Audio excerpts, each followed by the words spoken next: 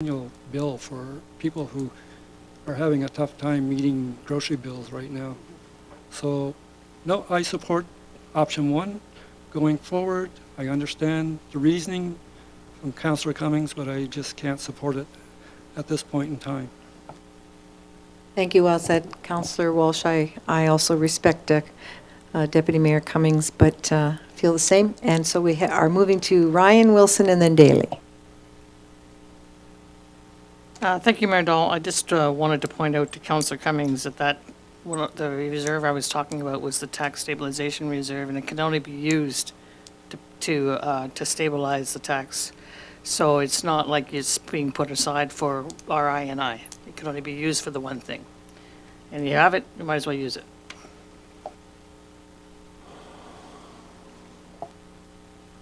Please. Okay, Councillor Wilson. Thank you, Mayor Dahl. And my brief comments are, one, I just wanted to reassure our citizens that if council doesn't approve an 8% increase, that we will not have clean drinking water, and raw waste and sewage will begin to accumulate on our front doorsteps. That certainly isn't an outcome of this, and an 8% tax increase. Similar to Councillor Walsh's and Councillor Ryan's comments, it is raining in the sense of utilizing our tax stabilization reserve. I certainly support using a portion of that. Again, my understanding is there's about $300,000. With the loss of Sundial and the pressures we're seeing, I certainly don't have an issue accessing some of those funds, not draining it dry, but accessing some of those funds to help mitigate and manage the impact to our citizens. I have difficulty supporting option 3, which again is roughly an 8% increase, because again, this reflects an impact from assessment as well as holding the mill rate firm. At the risk of complicating this whole exercise, I could live with something in a 5% increase range, but I do have, again, from an optics and affordability and balance, I do have a concern at 8.22%. 3% in option 1, I could live with something slightly higher, but, and again, on the surface, it sounds like we're quibbling and slicing things pretty thin on an annual basis, but affordability is a concern for a lot of people. And maybe some people around the table here, I don't know, but, so I do try and strike that balance between addressing the issues that the town faces. And again, we know, and we've said, those issues are 40 years plus in the making, and we can't right the ship all at one time. This is going to be a slow process, and we've heard from Director Adrian that we have an executable plan right now for 2024. I'm good with that. We've dedicated a good chunk of financial resources to addressing the $2 million I&I water loss. I'm prepared and willing to see what 2024 brings, and then we can go forward from there. Thank you. Now, Councillor Daly. Thank you, Mayor.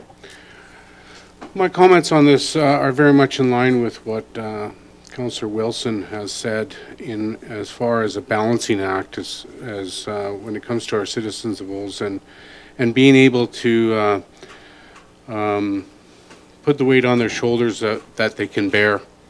Unfortunately, we don't know what's going to happen in the next year. All signs point towards a heavy rainfall.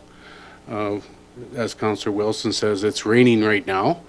I'm just afraid of what's going to happen down the road in the next year with the oncoming carbon taxes and other taxes and cost of food and everything else that's going to be increasing substantially is what we're hearing. So in my own opinion, I would be comfortable with option number 1 because as it's been mentioned, the reserve is there to cushion the blow. I'm cautious though that going into the next upcoming year, that we meet all our targets and that our budget is solid as far as what we've projected going forward. So option 2 would be my second option, but I am comfortable going with option 1 as well, and playing our cards very strategically going forward into 2024. Thank you. Councillor Blatz?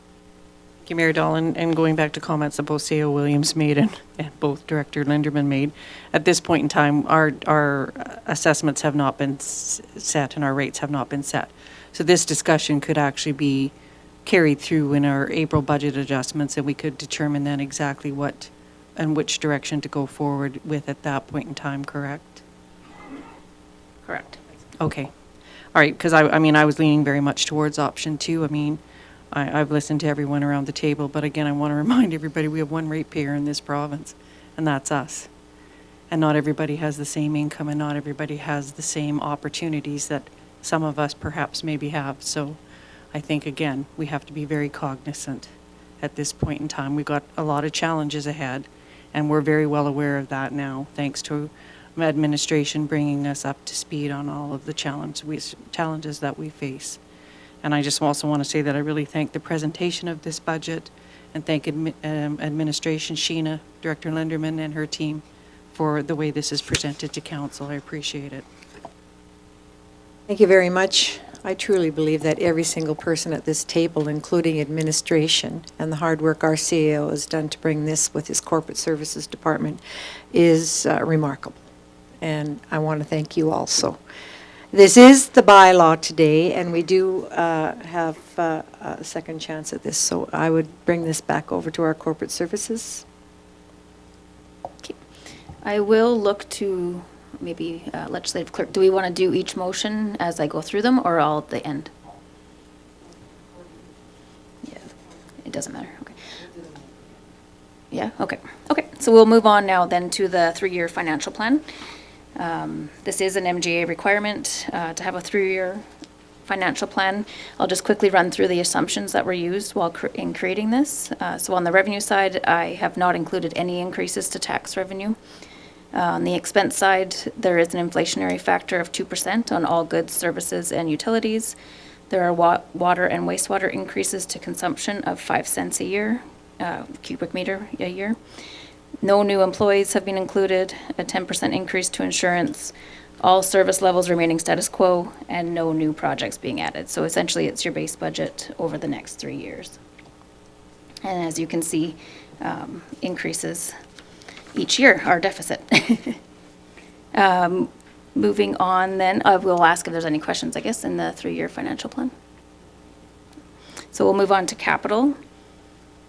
The capital budget being presented today is $3,451,000.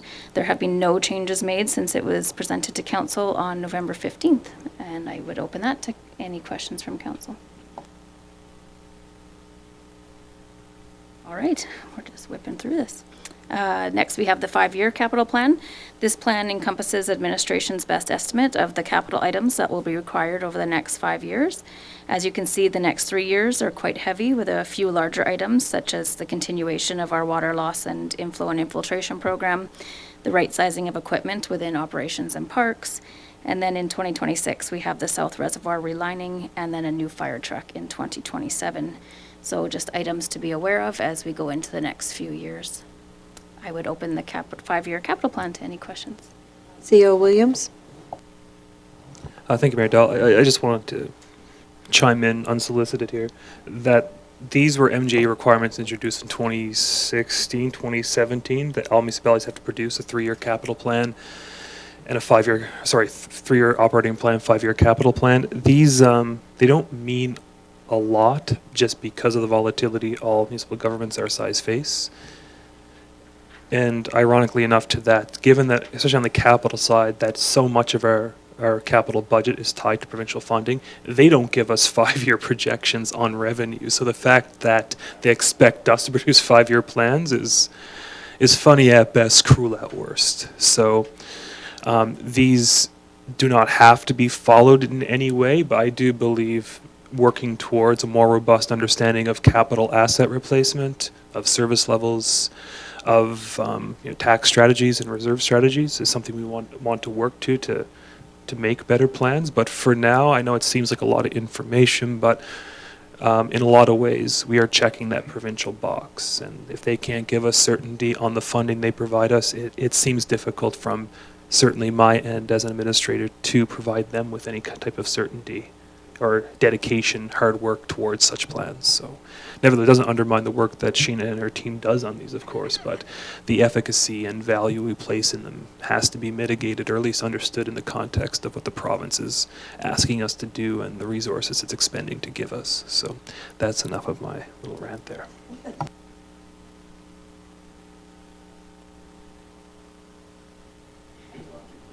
So if there's no other questions, if council is wanting to go with option 1 or option 2, that does change the amount of the operating budget as there is no transfer to reserve anymore. So both options have the same amount. We can decide in April whether that reserve is used or not and the actual tax rates. Yeah, it's sorry. Deputy Mayor Cummings?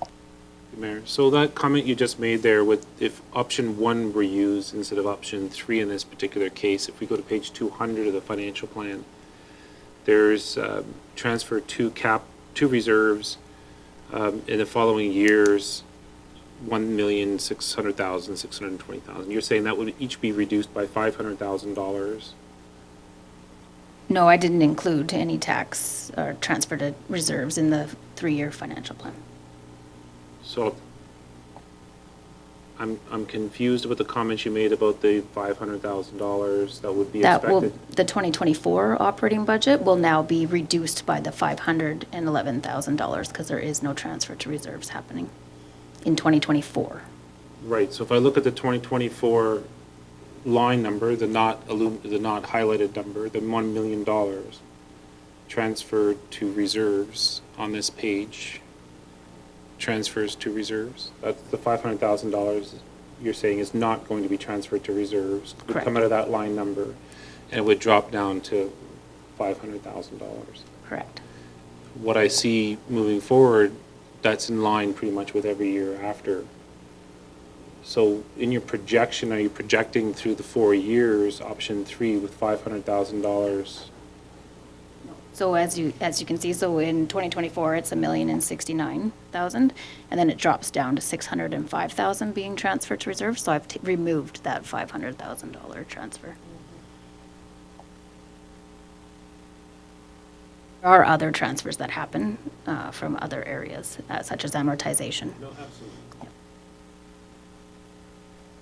Trying to balance that change in that $500,000 in the budget over the 4 years, but you're saying you aren't using option 3 to calculate the other 3 years in the plan, just the current year. Correct. So what are you using then for the projection moving forward for the tax rate options?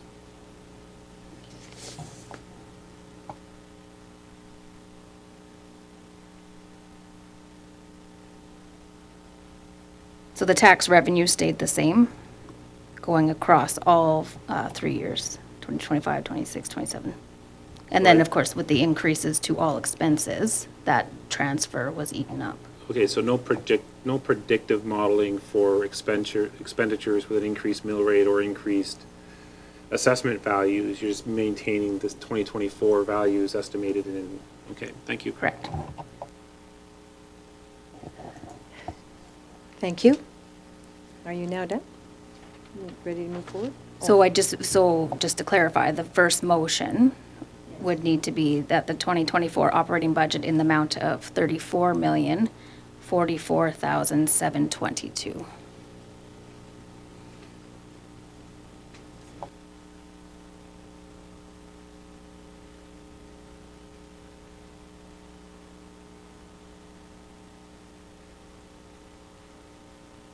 Go ahead, Deputy Mayor. Just for clarification, we're asking for the motion now?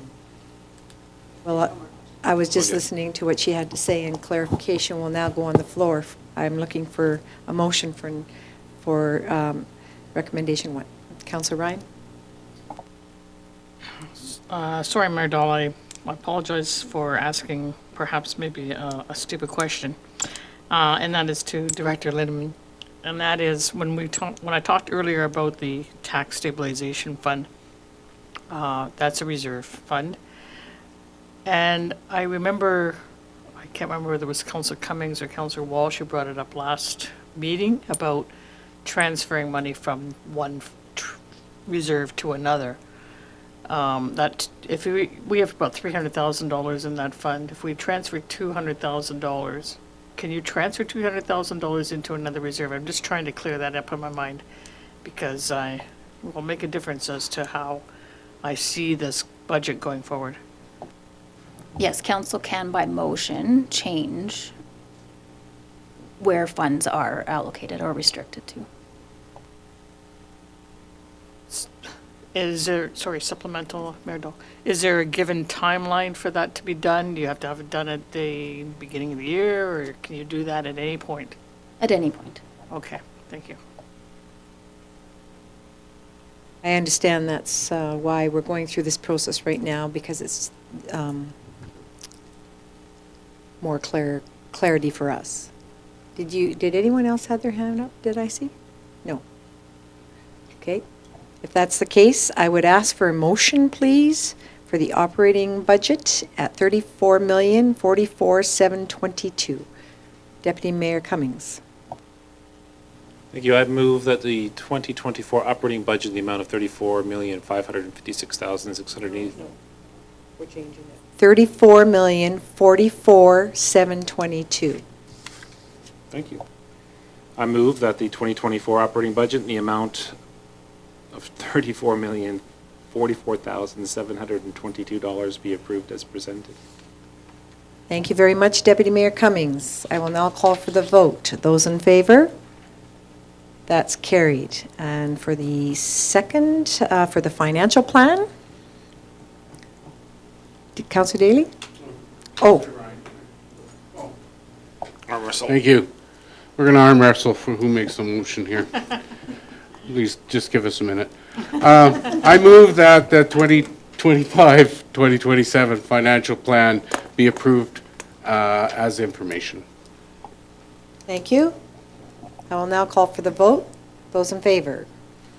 That is carried. And we're looking for, the next item is the 2023 capital budget. The amount stays the same.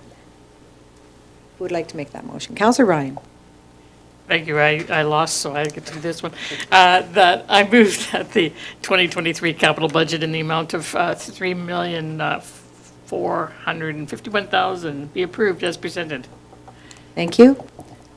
Question? Deputy Mayor Cummings? Oh, I left my speaker on, sorry. Should that be the 2024 capital budget? Thank you very much for that note. So, Make it amended. a friendly amendment, The 2024 capital budget in the amount of $3,451,000. I will now call for the vote. Those in favor? That is carried. And lastly, the 25 to 29 five-year capital plan. Councillor, did you have your hand up, Councillor Walsh? Councillor Walsh. Thank you, Mayor. I move that the 2025 to 2029 five-year capital plan be approved as information. Thank you, Councillor Walsh. I'll call for the vote. Those in favor? That's carried. Thank you. Very good discussion, and now we will move forward to item, 5B, and that will be page 17 of. Oh, that's not correct. 203. So 203 and item 5B, this is the Alberta Community Partnership Application. C.O. Williams? Yeah, thank you, Mayor Dahl. So this is the motion that's required for each ACP grant program to proceed. As council has been briefly informed before, we are looking to do phase 2 of the Sportsplex engineering feasibility study, rephrase the regional multiplex study, funded through the ACP program. In 2024, 2025 or 2024 or 2025, depending on which grant intake we can meet. So phase 2 is going to build off phase 1, which is moving into its final couple of months here. And we'll look at a conceptual design for a potential facility, whether it be a new facility or a refurbishment of the existing sportsplex, and also take into account and operate a community engagement exercise as well with core user groups, which have already been briefly spoken to in phase 1. And then primary institutions such as the school division, Olds College, and the broader community. Have received letters of support already for this application from Olds College and Sir Ed School Division and Mountain View County, and I've requested several more from regional partners. So we're hoping to get into the February intake, but that, not sure if this initiative would meet that, but certainly for the October intake of the ACP program. Yeah. That's about that. An update, I did have some mayors get back on those letters and say they were taking them to their council, so they'll be forthcoming. All right, are there any further questions? I'd ask for a motion, please. Councillor Blatz. Thank you, Mayor Dahl. I move that council direct the CAO to apply to the Alberta Community Partnership Program as the managing partner for phase 2 of a regional multiplex study. Thank you. I see no questions at this point. I'll call for the vote. Those in favor? That's carried. Thank you. Now we're page 207, and don't let that scare you, anybody that's watching. 207, just about there. Item 5C, and this is the 2024 Wheelchair Rugby National Championship request that council heard, I believe, at our last council meeting. Does council have any questions to this request for decision since we've heard from the individual? Then I'd ask for a motion on the floor, please. Councillor Wilson. Thank you, Mayor Dahl. I make the motion that council approve use of the Sunshine Bus by Paralympics Canada for the National Wheelchair Rugby Championships that are being held in Calgary, May 17th to 20th, 2024, and direct administration to coordinate this project. Thank you. And for those of you that missed the previous discussion with council on the Sunshine Bus, that we've been reassured that those are times that it's not going to be used. If there's any further updates, I'm sure our CAO would advise. So there's a motion on the floor. I'll call for the vote. Those in favor? That's carried. Thank you. Page 208. This is an amendment to the Quality Management Plan. And would you like to speak to that? Or? Well, Director Andrews here with us, and he'll good. lead us through this one. Thank you. Thank you, Your Worship. Proposed change to the Uniform Quality Management Plan, which is the guiding document through the Safety Codes Council of Alberta that oversees safety code services for the town of Olds, including building inspection and fire. And so what we're proposing today is a modification to the fire aspect of the quality management plan, which will do a couple of things. So the first is that we were looking to divest interest in performing petroleum tank storage inspections and underground tanks. It's a very time-consuming aspect of the quality management plan. It takes a lot of time and a lot of skill and knowledge, and so it's one area for us to pass that to the Petroleum Tank Management Association of Alberta, who does this for many municipalities, and that would free up valuable time for our inspector. And the other is to make modification to the inspection schedules of the different occupancy classifications within town. And all of this is being brought to you resultant from the recent staffing changes. And so with a reduction in our full-time equivalent for a fire inspector, we do need to provide opportunity to have a little more breathing room in what our inspection frequencies are. Because if we don't maintain our quality management plan by adhering to the schedule set out, then we can be found in non-compliance, and so that's not a great position to be in. So right now what we're looking after an evaluation of the schedules is we're proposing modification to some of the lower risk occupancies that through our inspection program the last few years have brought up to speed and are at a very high level. So there's low risk in major changes occurring within them just simply because of what they are. So an example would be mercantile businesses. Essentially, as long as businesses aren't doing major renovations within that storefront or occupancy, we're literally looking for maintenance documents every year, which is making sure fire extinguishers have been maintained and you're not storing hazardous materials where you shouldn't be. And so if we set our inspection frequency at a lower rate, which would be on request or complaint, then we are not in jeopardy of not meeting our time frame. On the flip side is that when we set this bar at that level, it doesn't mean that we can't inspect those properties on a set frequency that we would propose through an administrative procedure. So it would state something along the lines that the QMP is on request or complaint, but it is our operational desire to inspect these occupancies within a 3-year time frame or 4-year or something to that effect. So I think that we can still maintain a very high level of service, but it just gives us the legislative breathing room to make sure that we stay in compliance with the Codes Council. And that's essentially the change that we are proposing, so I'm open for questions. Thank you for that information and what you supplied us in our agenda. Does council have questions? All right, I would ask then at this point for a motion. Councillor Daly. Thank you, Mayor. I move that council accepts the updated Uniform Quality Management Plan as presented. Thank you. I will call for the vote. Those in favor?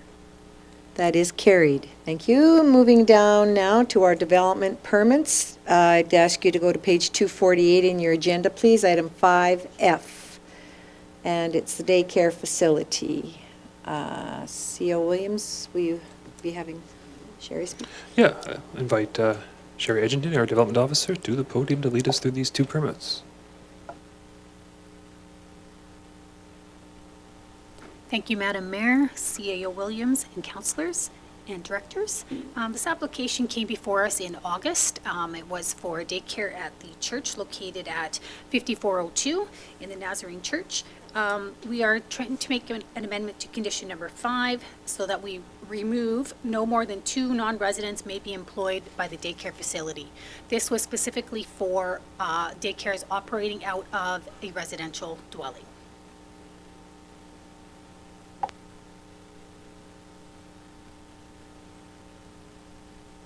Very much. I'm familiar with this property. I think my council is familiar with this property as well. Does anyone have any questions for our development officer? Very good. Well, thank you for sharing that. I believe then I will ask for a motion to approve, please. Councillor Blatz. Thank you, Mayor Dahl. I move the council approve development permit application 23-123 as presented, subject to the conditions listed in the attached draft development permit. Thank you, Councillor Blatz. I will now call for the vote. Those in favor? That is carried. I believe you're here again now for the next item, which is the street car wash at 5622 46th Street, item 5G. Thank you, Madam Mayor, councillors, CAO Williams, and directors. This application is for the Circle K. They are looking to add an additional car wash to the existing convenience store at 5622 46th Street. This property is in the Highway Commercial District. Notifications were sent out to adjacent property owners, and concerns were brought up from one specific property owner who did get additional signatures from other adjacent property owners in the area. Some of the concerns were to do with the amount of traffic that would be increased due to the amount of car washes that proceed through each day, and as well as the noise. I have been in contact with the applicant, and the noise level for the car wash will be 91 decibels. It is not 76.9. That is an error in the document here. And they are expecting to have about 40 car washes maximum a day. To give you some context in regards to the decibels, a gas-powered lawnmower, they run at approximately 95 decibels.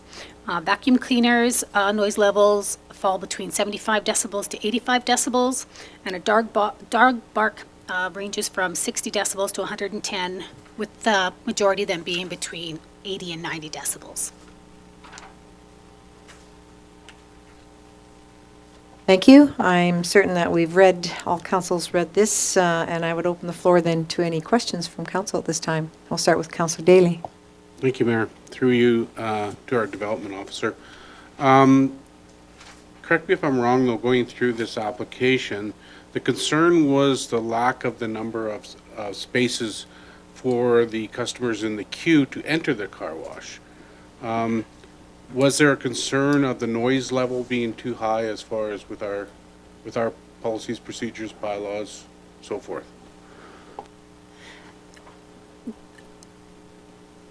The decibels aren't actually configured in some sort of a policy and stuff like that, so it's based on complaints and so forth, and what we deem acceptable as per the bylaw officers and our CMP. This application, you are correct, is for the queuing of 3 vehicles to the car wash instead of 6.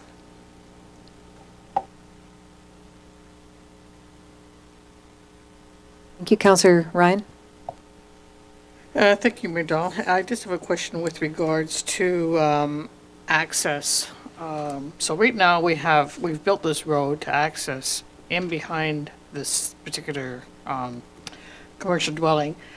And my concern is that you put a car wash in that space, and you're cutting off accessibility to the right-hand side, which is where a lot of people enter from and exit from. So I'm talking about the east side of the property. And I'm just wondering if that's going to be the case, or is there still a lot of roadway left on the east side before you get to the hotel property?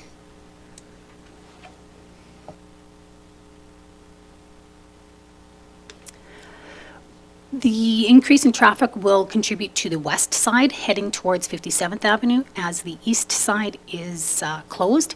If you go at the northeast side, there may be an light increase there. Ed. Supplemental, so that doesn't make any sense. Okay, so this property, this particular car wash is being put on the east side of the existing building. That is an exit and entrance area to the roadway behind that commercial building, into the former lane that is now, there's a block off, even to the, further to the east. So I'm wondering about entrance and exit now on the east side. There is no exit and entrance on the west side of that unless you go out through the brick.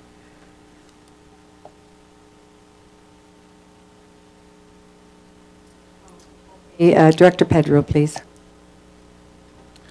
So I can hopefully clarify.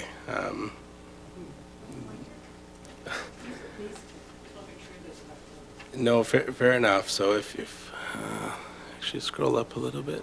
Where's this one here? Yeah. Right. So if you're looking at the map, you can see the proposed car wash kind of in the lighter beige color. And then the property line itself is kind of that darker dashed line.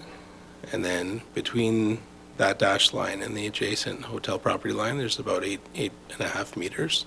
So there still is town road allowance through that section. So the car wash itself won't encroach on that right away there. So it's kind of difficult to see in this map. There is kind of there's a fill, light gray hatching in the east of the proposed car wash.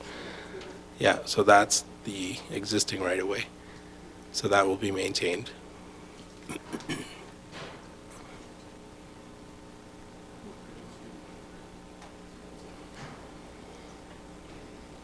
Yeah, there you go. That's perfect.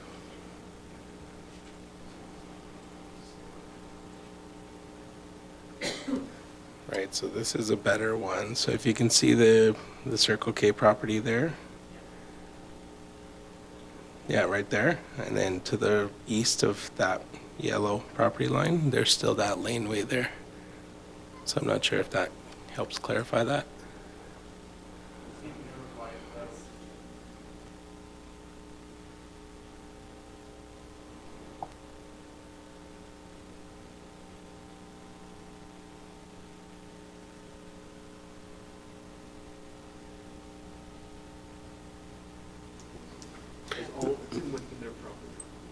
Counselor Daly? Thanks for the clarification, because I was looking on the plan and it looked like there was a number there of 3126 or something, and I was taking that as 3 meters, but maybe that's not 100% true. But my question is, how does this fit into, and does the master plan that I seen a month or so ago, does it still work with this configuration of the property? Because I believe there's supposed to be a service road go through there. Yeah, so there's still is. So this yellow line, if on the screen, is the property line of Circle K. The red line next to the east is the property line of the hotel. In between is the municipal road allowance. So the future Highway 27 functional plan does call for a road through there. There is insufficient room as it stands right now to build that. We have to do, property purchases, encroachments, whatever it might be, to get to the right of way. But the future plan is to still use the existing municipal right of way, and the plan actually calls for an overlap with the hotel's parking lot right now, to build that southward.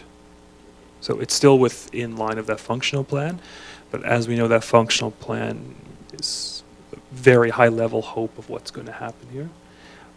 This development wouldn't really affect it, as where if you could zoom in closer, which we can, there's existing utilities where this car wash is going to go anyways, so it wouldn't be usable for like expansion to the road.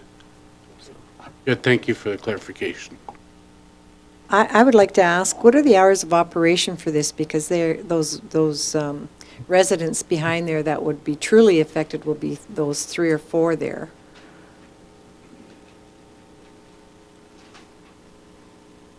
My understanding is as long as the convenience store is opened, the car wash will be open, so 24/7.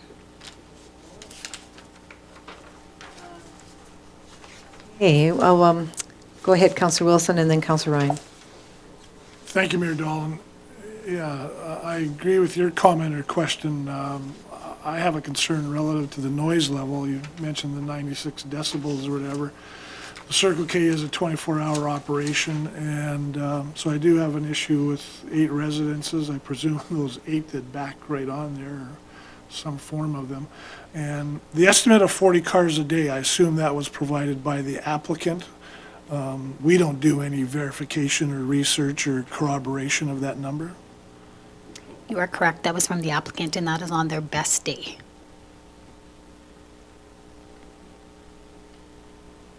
Councillor Ryan? Actually, I think Council Walsh is before me. Okay, we'll move to Councillor Walsh, and then we'll backtrack. Yes, I do have concern about the decibel level, 96. These people will be phoning us daily if it's a 24/7 operation. Past experience is 60 is good, that increase, exponential, it goes exponentially, let's put it that way. And if they can bring it down to 60, I'd be happy about that. Let's go ahead, Cherry. The proposed decibels for this car wash is 91. The previous one was 76.9, was with a silencer. I have spoken with the applicant. If we find that the noise is a concern, he is willing to put in the silencer. The letter that was brought to my attention was by one property owner, who then got adjacent property owners to sign it. That person has since sold their house. I have not had any correspondence with any other applicants except for prior to this meeting. What does a silencer do? Does it literally It would Buffett? change the decibels to 76.9 instead of 91. And the car wash is actually 23 meters from the closest point of the residential property, which is a requirement of the land use bylaw. We head with Counselor Ryan and then Counselor Blatz, and then I'll share. Well, thank you, Mayor Dolan. I do have a concern with the 91 decibels and the noise, especially at 24/7. I mean, we have a noise bylaw in place and says you can only make a certain amount of noise, in between certain hours of operation. So I think we should adhere to that, for one thing.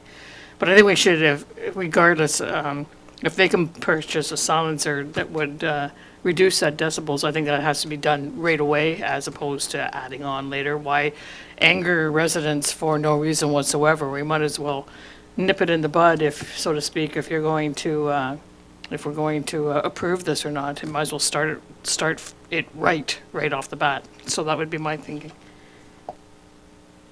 Thank you. Counselor Blatz? Thank you. I have major concerns with this. 40 cars on a high day is still an awful lot of traffic to go up and down, perhaps even that back alley to 57th Avenue, and trying to turn either, they would be turning left, which is congestion, then again at the lights, which we already have.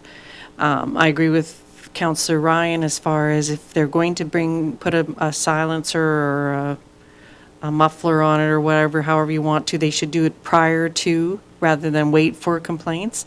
And 24/7, even if they do have a silencer on it, I'm sure we're going to still get a ton of complaints from residents in the area, and even perhaps from the people who are residing now in the hotel or the motel beside it. And I think we have to take that into consideration. I have major concerns with this. I'm not, at this point, convinced this is the right option. Deputy Mayor Cummings?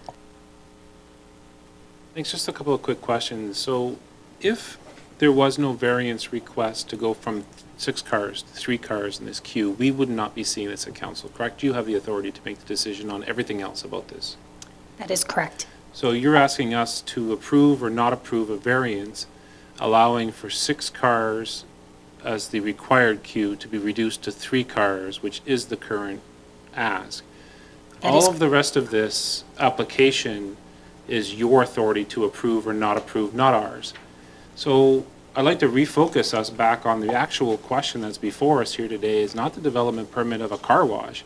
It's the variance request of having 6 to 3 cars, which is our purview as council to either say yay or nay to.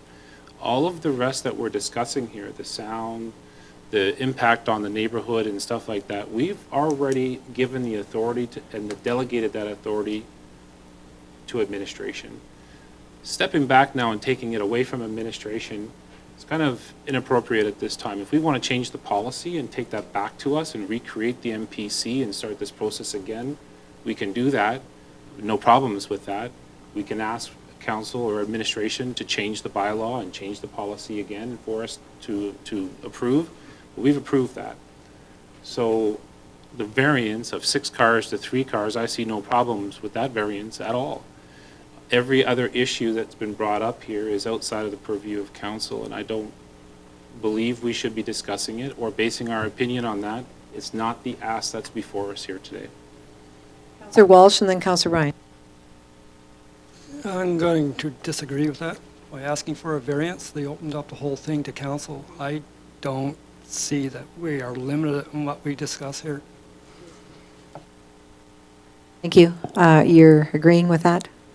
Yeah, absolutely, Mayor Dahl. In fact, it says right in the background of the applicant is requesting a car wash be approved and the variance be relaxed. And once you open it up, I've sat on enough SDAB hearings to know, once you open it up for everything. So it's just because we're talking only a variance or that's the reason why it was a trigger point to come to council, doesn't mean we can't discuss other areas.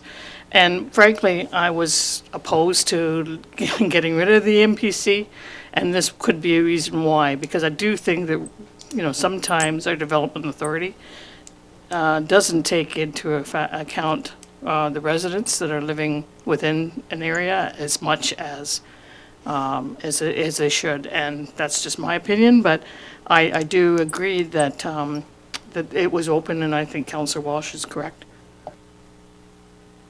Would there would it be, would it be proper then to, in conditions here, for the in the discretionary use, would we be able to at least note that, I see, that's a tricky one, yeah, because 24/7, if it got too busy, could we just ask them to cut the hours back a couple hours? Consideration is what I'm looking for the word. Go ahead, COA.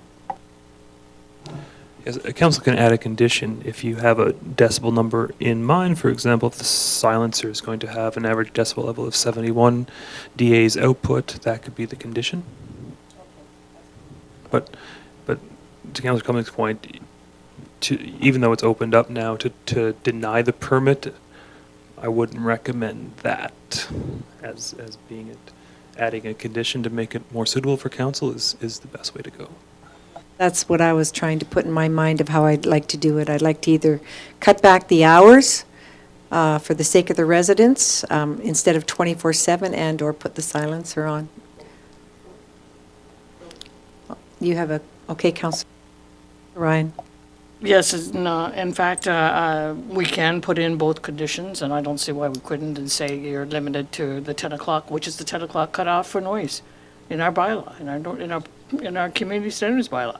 You know, I've seen it happen in many cases, and there's no reason why we couldn't say, number one condition, you have to, you know, end it at 10 p.m., say, and then also to put in the silencer. So those would be two conditions, I would say, that I would allow this to go ahead in my mind. I certainly don't disagree with the concept, but I would like to see if those conditions could be met. So, is there any further comments from council? Would we like to put this on the floor? Would you like to make that motion, Councillor Ryan? Sure, I'll make the motion that council approve development permit application 23-169 with two additional conditions limiting the hours of operation to 10 p.m. at night. I don't know what time they would start in the morning, but whatever it is, for our, going along with our noise bylaw. Community standards bylaw is, what is it, 7 o'clock or 8 o'clock? I think it's 8 till 10. 7 till 11, whatever.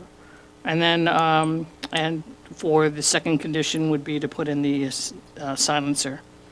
So subject to those additions of the, as well as the other conditions listed in the attached draft by development permit.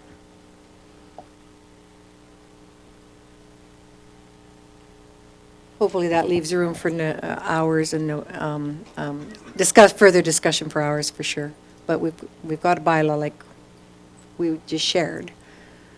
And we hold everybody else privy to it, so we'll see where we can go with that. Any further questions? Any further comments from you, Sherry? Instead of stipulating the hours and stuff, would we prefer to just put as per the community standards bylaw? Yes. Thank you. As per the community standards bylaw. Deputy Mayor? Just a quick question for administration. The community standards bylaw is in effect. So if we received a noise complaint after 10 o'clock or after 11 o'clock from one of the neighbors, that would instigate a noise bylaw complaint as per normal, would it not? But if it's an improved use on the property, though, it would be certainly a conflict, but I can't see us ever issuing a citation on a commercial property for an improved use, such as a car wash. But if you think of other car washes in town, perhaps you can think of other situations that they coexist and everyone lives as well. So, Thank you. Director Pedro? Sorry, just to add a point of clarification, I just received a note from Melissa. She did actually clarify that the applicant is stating that the car wash will be closed at 10 p.m. Yeah, so.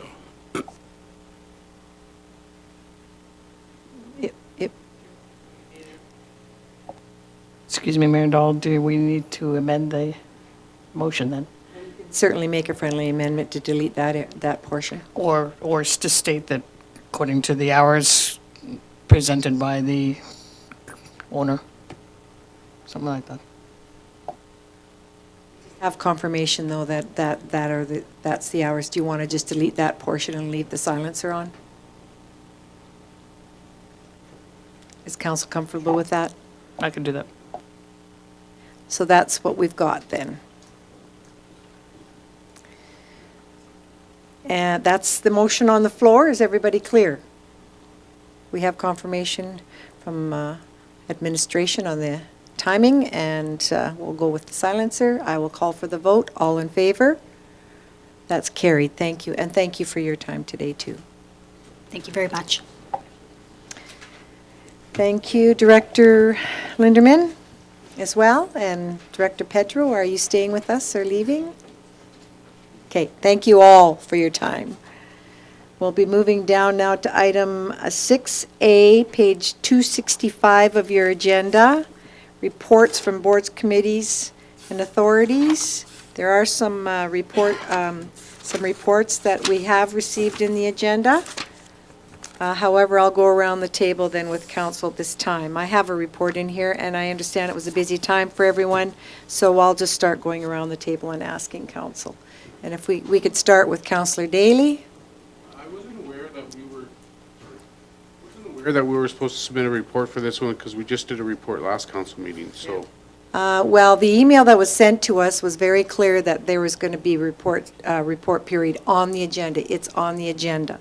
On the first page of the agenda, it states here, reports from council, boards, and committees. But That's a standing item.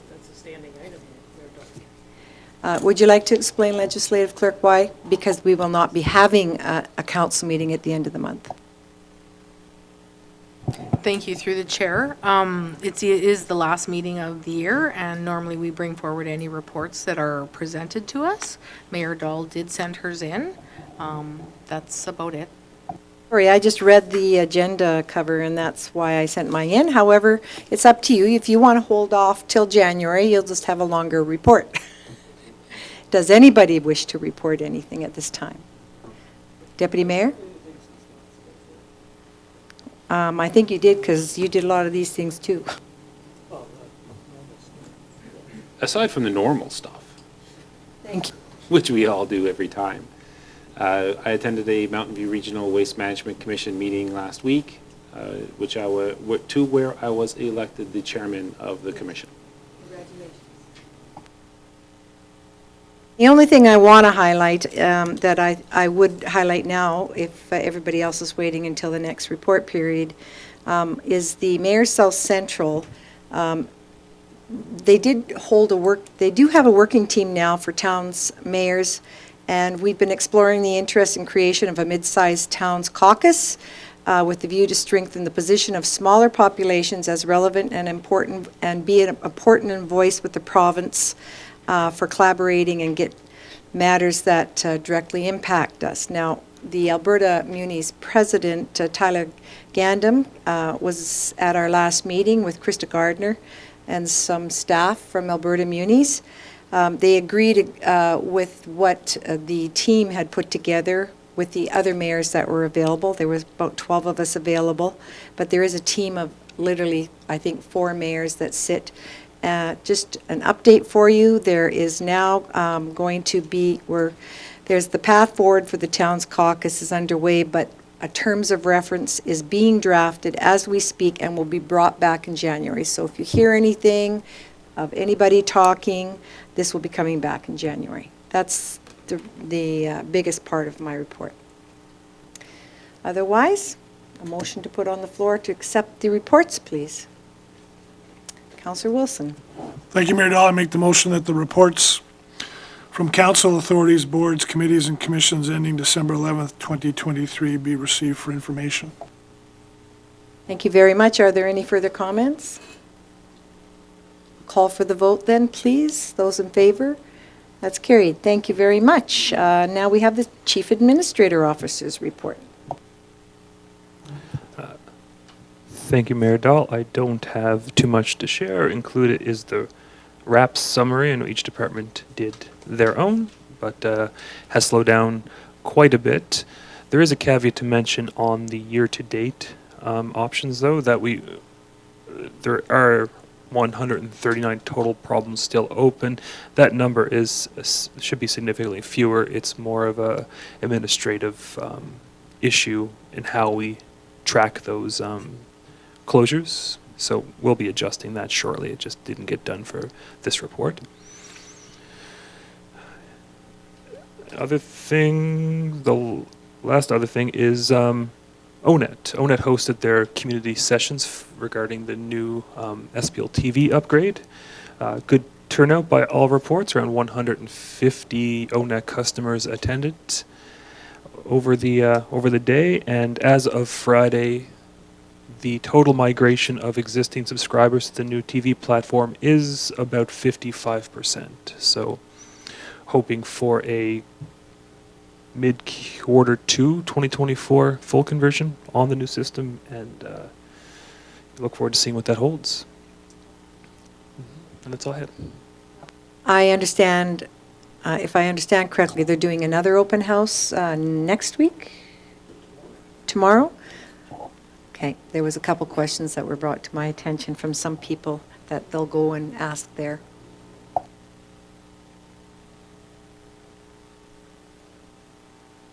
Yeah, no, I believe it is the 12th, the second ONET open house. I can't recall the time. I thought it was in the afternoon at the Legion.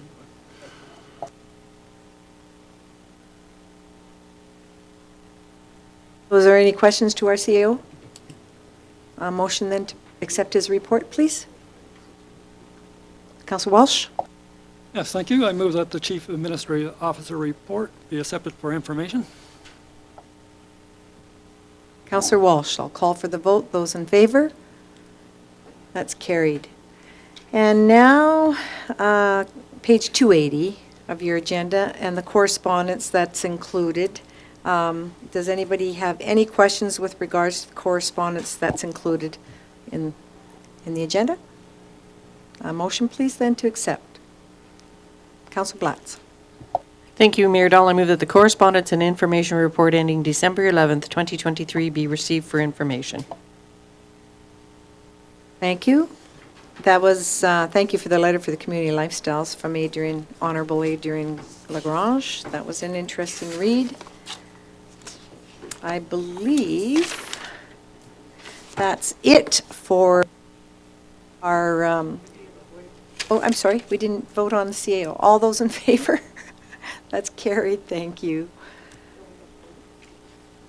Yes, they backtracked me to vote, motion for the correspondence.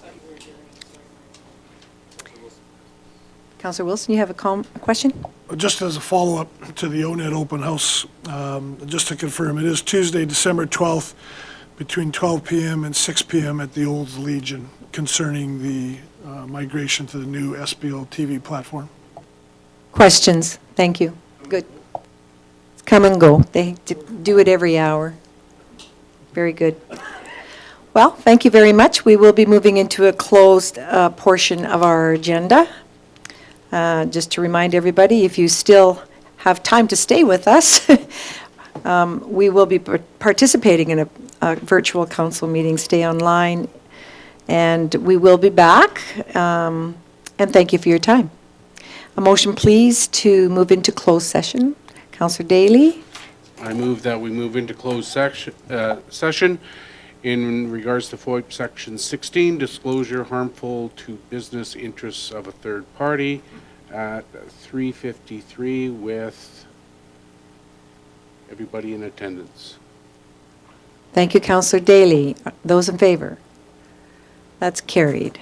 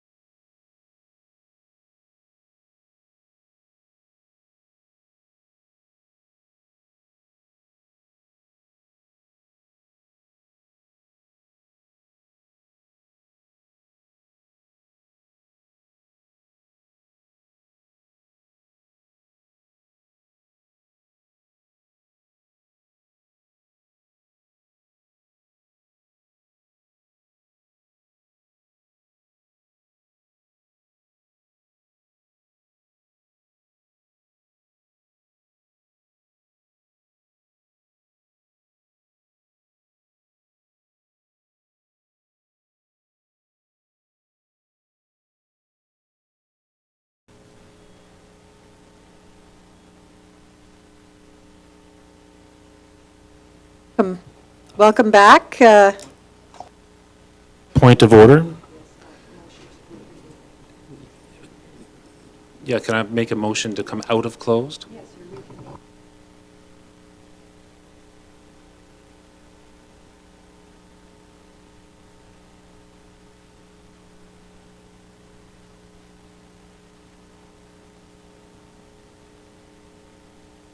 Okay, welcome back, ladies and gentlemen, and we are now reconvened for our Rise and Report. I will call on Councillor Blatz.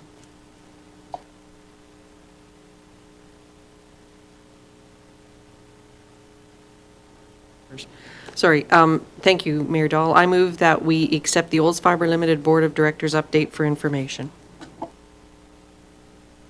Thank you very much, Councillor Blatz. Now I will call for the vote. Those in favor? That is carried. I adjourn the meeting this evening at 4:19 p.m. and thank you, everyone.